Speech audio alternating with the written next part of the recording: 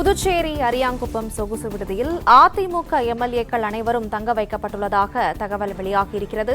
இதுகுறித்த மேலும் விவரங்களை செய்தியாளர் ராஜகுமரன் தொடர்ந்து வழங்க கேட்கலாம். ராஜகுமரன், விவரங்களை சொல்லுங்க. தமிழ்நாடு அரசியல் களத்தை பொறுத்தவரை திமுக அல்லது அதிமுக இதில் ஏதேனும் ஒரு கட்சி ஆளுங்கட்சியாக இருக்கும், மற்றொரு கட்சி எதிர்கட்சியாக இருக்கும். இதுதான் 67இல் திமுக ஆட்சிக்கு வந்தது முதல் 72இல் அதிமுக உருவாகி அதன் பிறகு அது சந்தித்த தேர்தல்களுக்கு பிறகாக இருந்து வரக்கூடிய நடைமுறை. அதில் ஒரு மாற்றமாக இந்த முறை கிட்டத்தட்ட அரை நூற்றாண்டு கால திராவிட அரசியல் கட்சிகளுக்கு சவால் தரக்கூடிய விதமாக தமிழக வெற்றி கழகம் என்கின்ற ஒரு அரசியல் கட்சி தமிழினுடைய முன்னணி திரைப்பட நடிகராக இருந்து வந்த விஜய் தலைமையில் உருவாகி கிட்டத்தட்ட ஆட்சி அமைக்கக்கூடிய அந்த புள்ளியை தொட்டுவிட்டது.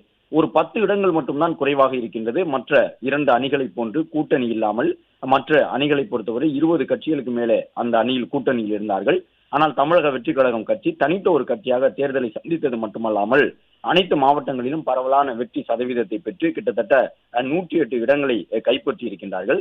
அப்படி இருக்கக்கூடிய சூழ்நிலையிலே மேற்கொண்டு 10 உறுப்பினர்களுடைய ஆதரவு இருந்தால் தமிழக வெற்றி கழகம் ஆட்சி அமைத்து விடும் என்கின்ற நிலையில் தான் காங்கிரஸ் கட்சி திமுக கூட்டணியில் இருந்து விலகிச் சென்று தாவேகாவோடு கூட்டணி அமைத்திருக்கின்றது. வரக்கூடிய நாடாளுமன்ற தேர்தல், அதன் பிறகான தேர்தல், உள்ளாட்சி தேர்தல், மாநிலங்களவை தேர்தல் உள்ளிட்டவற்றில் எல்லாம் நாங்கள் தமிழக வெற்றி கழகத்தோடு தான் இருப்போம் என்று சொன்னதன் மூலமாக திமுகவுடனான தங்களுடைய 11 ஆண்டுகால கூட்டணியை முறித்து கொண்டிருக்கின்றது காங்கிரஸ் போன்ற ஒரு பெருத்த கட்சியை இப்பொழுதைய சூழ்நிலையில் தமிழக வெற்றி கழகத்திற்கு ஆதரவு தெரிவித்திருக்கக்கூடிய நிலையில் திமுகவிலே வெல்ல முடியாத வேட்பாளர்கள் என்று வலம் வந்து கொண்டிருந்த முன்னணி அமைச்சர்கள் உள்ளிட்டவர்கள் எல்லாம் சாதாரணமாக அந்த ஊர்களில் இருந்த நபர்களை கொண்டு தமிழக வெற்றி கழகம் வெற்றி கண்டிருக்கின்றது.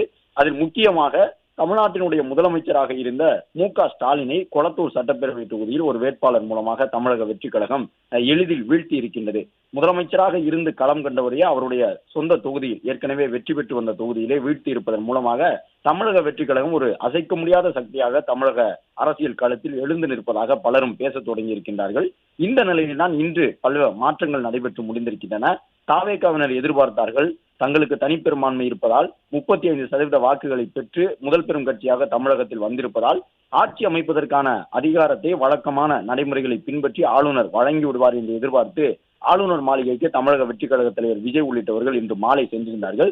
ஆனால் ஆளுநர் ஒரு மாறுபட்ட கருத்தை சொல்லிவிட்டார் என்பதையும் பார்க்க முடிந்தது. அதாவது ஆளுநர் சொல்லும் பொழுது, நீங்கள் 118 உறுப்பினர்கள் இருந்தால் தானே ஆட்சி அமைக்க முடியும், நான் உங்களுக்கு பதவி பிரமாணம் செய்து வைக்க வேண்டும் என்றாலே 118 உறுப்பினர்கள் இருக்க வேண்டும், நான் பெரும்பான்மை அடிப்படையில் உங்களுக்கு பதவி பிரமாணத்தை செய்து வைத்து அதன் பிறகு நீங்கள் ஒரு குறிப்பிட்ட காலக்கெடுவை பெற்று அதன் தொடர்ச்சியாக சட்டப்பேரவையிலே உங்களுடைய பெரும்பான்மை பலத்தை நிரூபிக்க கூடிய நடைமுறை இப்பொழுது இல்லை. உச்சநீதிமன்றம் எங்களுக்கு சில வழிகாட்டுதலை வழங்கி இருக்கின்றது.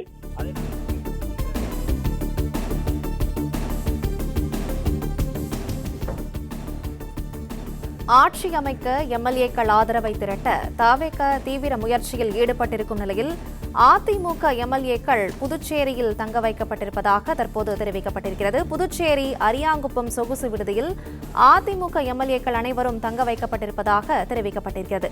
விவரங்களை செய்தியாளர் ராஜகுமரன் தொடர்ந்து வழங்க கேட்கலாம். ராஜகுமரன், விவரங்களை சொல்லுங்க. இந்த காங்கிரஸ் கட்சி இன்று எடுத்த நிலைப்பாடு, அதன் தொடர்ச்சியாக ஆளுநர் எடுத்திருக்கக்கூடிய நிலைப்பாடு, இதனுடைய தொடர்ச்சியாகத்தான் அதிமுகவினுடைய சட்டப்பேரவை உறுப்பினர்கள் இப்பொழுது புதுச்சேரி அரியாங்குப்பத்தில் தங்க வைக்கப்பட்டிருக்கக்கூடிய நிகழ்வை பார்க்க முடியும். ஏனென்றால் இன்று மாலை வரை கூட அதிமுகவினருக்கு அப்படியான திட்டம் எதுவும் இல்லை. ஆனால் காங்கிரஸ் கட்சி சென்று தமிழக வெற்றி கழகத்திற்கு ஆதரவு கொடுத்தது, தாவேகாவினர் ஆட்சி அமைக்க முடியாத வகையிலே ஆளுநர் எடுத்த நிலைப்பாடு உள்ளிட்டவற்றுக்கு பிறகாக திடீர் முடிவாக அதிமுக தங்களுடைய சட்டப்பேரவை உறுப்பினர்களை பாண்டிச்சேரியில் வைத்து பாதுகாப்பது என்ற ஒரு முடிவுக்கு சென்றிருக்கின்றார்கள். அதன் அடிப்படையில் தான் புதுச்சேரி அரியாங்குப்பத்தில் இருக்கக்கூடிய தனியார் சொகுசு நட்சத்திர விடுதியிலே அதிமுக சார்பில் சட்டப்பேரவைக்கு தேர்வாகி இருக்கக்கூடிய உறுப்பினர்கள் தங்க வைக்கப்பட்டிருக்கின்றார்கள். இந்த திடீர் முடிவை அதிமுக எடுத்திருக்கின்றது என்பதை தெரிந்து கொள்ள முடிகின்றது. ஏனென்றால் சென்னைக்கு புறப்பட்டு வந்திருந்த அதிமுகவினுடைய சட்டப்பேரவை உறுப்பினர்கள் இன்று இரவு சொந்த ஊர் திரும்பும் வகையிலான ஏற்பாட்டுடன் தான் வந்திருந்தார்கள். ஆனால் உடனடியாக அவர்கள் அனைவரும் சென்னையிலே இருக்க வேண்டும் என்று அறிவுறுத்தப்பட்டது. அடுத்த சில மணி நேரங்களிலே கட்சியினுடைய அறிவுறுத்தல் அடிப்படையில் புதுச்சேரிக்கு செல்ல வேண்டும் என்று அறிவுறுத்தப்பட்டது. எனவே அவர்கள் அனைவரும் இப்பொழுது புதுச்சேரி சென்றிருக்கின்றார்கள். புதுச்சேரி அரியாங்குப்பத்தில் தங்க வைக்கப்பட்டிருக்கின்றார்கள்.